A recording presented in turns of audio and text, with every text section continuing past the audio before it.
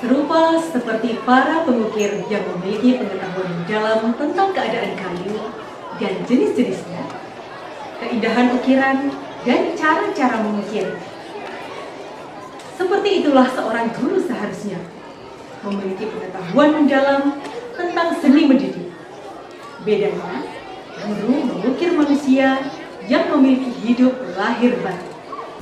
Memberi salam. Assalamualaikum warahmatullahi wabarakatuh.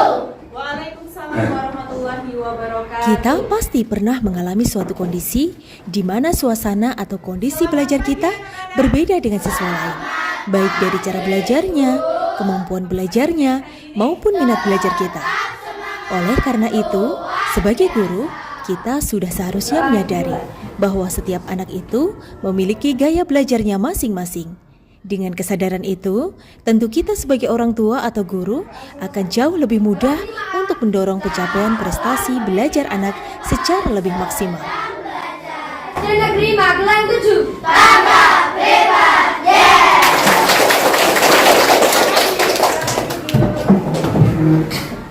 Sudah seyogyanya jika setiap guru mesti mengenal siswanya secara lebih individual untuk dapat menerapkan strategi belajar yang cocok bagi proses perkembangan belajar mereka. Dengan demikian, maka diperlukan pemahaman secara menyeluruh mengenai pembelajaran berdiferensiasi guna memaksimalkan potensi belajar siswa. Apa itu pembelajaran berdiferensiasi?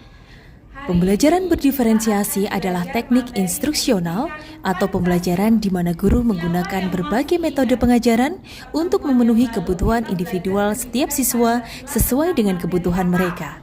Kebutuhan tersebut dapat berupa pengetahuan yang ada, gaya belajar, minat, dan pemahaman terhadap mata pelajaran. Perlu diketahui bahwa beberapa siswa pasti memiliki tingkat pengetahuan yang baik tentang suatu topik belajar tertentu, sedangkan siswa yang lain tidak, karena siswa tersebut memiliki pengetahuan yang baru dengan topik tersebut. Selain itu, beberapa siswa juga memiliki kemampuan pemahaman yang lebih baik dan lebih cepat jika ia mendengarkan penjelasan gurunya secara langsung atau melalui audiovisual. Sedangkan ada beberapa orang siswa yang dapat belajar secara efektif apabila ia berpartisipasi aktif dalam proses pembelajaran. Dan beberapa orang siswa lainnya harus menghabiskan waktunya untuk membaca sendiri, melakukan penelusuran melalui internet untuk mendapatkan pengetahuan secara utuh dan lebih lengkap. Ini tingkah laku. Coba ya kita lihat ini ya. Loh, mana kesopanan dan hormat terhadap guru, staf sekolah, dan teman-teman siswa. Kayaknya kok nggak ada deh. Kita cari lagi. Manusia dalam hidupnya memerlukan interaksi dan bantuan orang lain.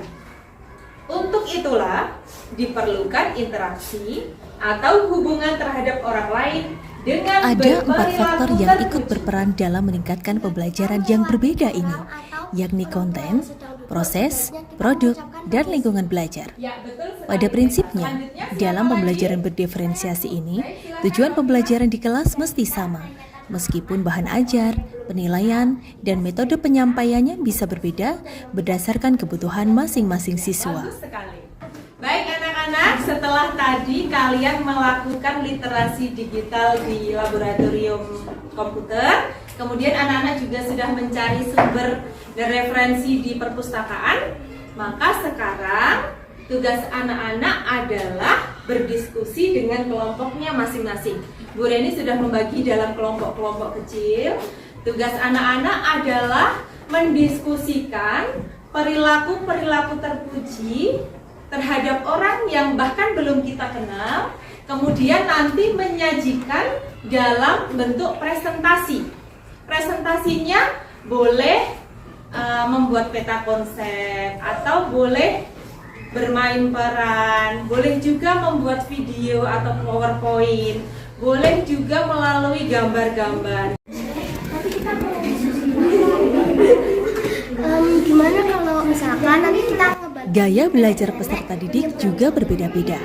Ada pembelajar visual, auditori, dan kinestetik.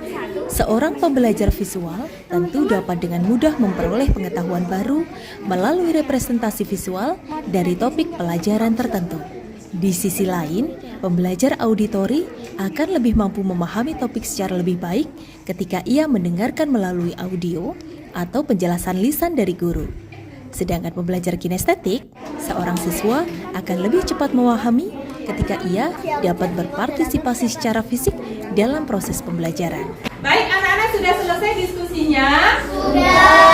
Jadi kalau sudah selesai kita siap presentasi ya? Sekarang dari kelompok 1 dulu, silakan untuk presentasi. Ini gak ada yang mau nolongin nenek ya. Wah, neneknya kenapa? Kita tolongin yuk. Ayo. Nenek kenapa? Iya, nenek kenapa? Nenek gak bisa nyebrang jalan, cu. Ya udah, kita tolongin ya. Terima kasih, cu. Ya, sama-sama, Nek. Untuk mengetahui penguasaan materi, seorang guru dapat melakukannya dengan cara melakukan tes, meminta siswa untuk menuliskan laporan tentang topik-topik berdasarkan materi pelajaran, dan lain-lain. Namun, apapun cara itu, metode penilaian terbaik adalah metode yang cocok dengan tingkat minat intelektual masing-masing siswa dan cara belajar yang mereka sukai. Misalnya, cara yang baik untuk menguji pembelajar kinestetik adalah melalui penilaian praktis, sedangkan pembelajar auditori adalah dengan melakukan penilaian verbal atau lisan. Pembelajaran berdiferensiasi ini adalah pembelajaran yang berpusat pada siswa. Guru hanya mengembangkan pelajaran mereka berdasarkan tingkat pengetahuan, preferensi belajar, dan minat siswa. Oleh karena itu, lingkungan belajar di sekolah harus bisa mendukung para siswa untuk belajar secara kelompok maupun sendiri-sendiri. Selain itu, konten atau materi pengajaran yang disiapkan oleh guru harus mencakup format-format seperti audio, video, dan praktik dalam upaya memastikan pembelajaran yang dipersonalisasi tepat untuk setiap siswa. Jadi apa yang kita pelajari hari ini? Gotong royong. Karena setiap anak istimewa dan unik, maka pembelajaran berdiferensiasi merupakan persyaratan bagi terlaksananya pembelajaran untuk semua. Inilah urgensi mengapa setiap guru sudah harus menjadikan pembelajaran berdiferensiasi ini sebagai salah satu strategi untuk memenuhi kebutuhan belajar setiap siswa di kelasnya. Kalau tidak ada, mari kita akhiri pembelajaran kita hari ini dengan berdoa. Silakan, siapa yang mau memimpin doa? Saya Bu. Ya, silakan. Di tempat duduk, siap, Kak. Berdoa dimulai. Doa selesai. Kelas 5. Calon pemimpin masa depan sedang belajar. SD Negeri Magelang 7. Tetap hebat, yes! Nama saya Wafiran Alfitri, siswa dari kelas 5A SD Negeri Magelang 7. Setelah pembelajaran, peran saya sangat senang karena ibu guru mempersilahkan kami mempresentasikan hasil diskusi dengan cara yang kami sukai, seperti bermain peran, menggambar, ataupun dengan membuat peta konsep. Nama saya Nesa Parisya Prameswari, kelas 5A dari SD Negeri Magelang 7. Setelah pembelajaran, perasaan saya sangat senang sekali karena ibu guru menjelaskan dengan berbagai cara dan berbagai media yang menyenangkan, seperti menonton video dan membacakan cerita. Nama saya Bilqis Janeta Al-Hakim dari kelas 5A SD Negeri Magelang 7.